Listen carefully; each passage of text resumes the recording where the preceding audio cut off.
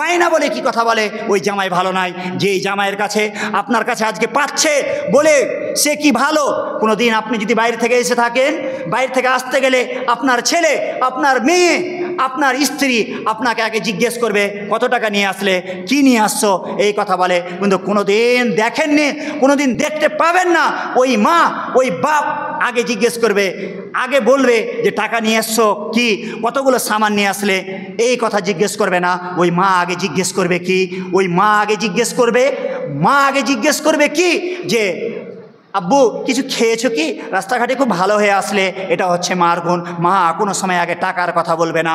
আর আজকে বাপও বলবে না আগে, কিন্তু শ্বশুর শাশুড়ি যদি আগে আসে তাহলে তার মেয়ের হাত দিয়ে জিজ্ঞেস করাবে জামাই কি নিয়ে আসলো, টাকা কি নিয়ে এসছে, কি সামান নিয়ে আসলো খাওয়ার, এই কথা জিজ্ঞেস করবে। কোনো যদি খাওয়ার না নিয়ে আসে, ওই শাশুড়ি গিয়ে অন্যের বাড়িতে গিয়ে বলবে কি আমার জামাই বাইরে থেকে এসেছে, 1 বছর পর 2 বছর পর নিয়ে এসে, টাকা তো নিয়ে আসেনি, আগে যা 2-4-500 দিয়েছে 50,000, বলবে 2-4-500 কথা, আর কোনো কিছুই নিয়ে আসেনি। হালকা যদি কিছু মিষ্টি নিয়ে আসে বলবে না, যদি ব্যাগ ভর্তি করে নিয়ে এসে দেয় শাশুড়ির কাছে তাহলে ভালো।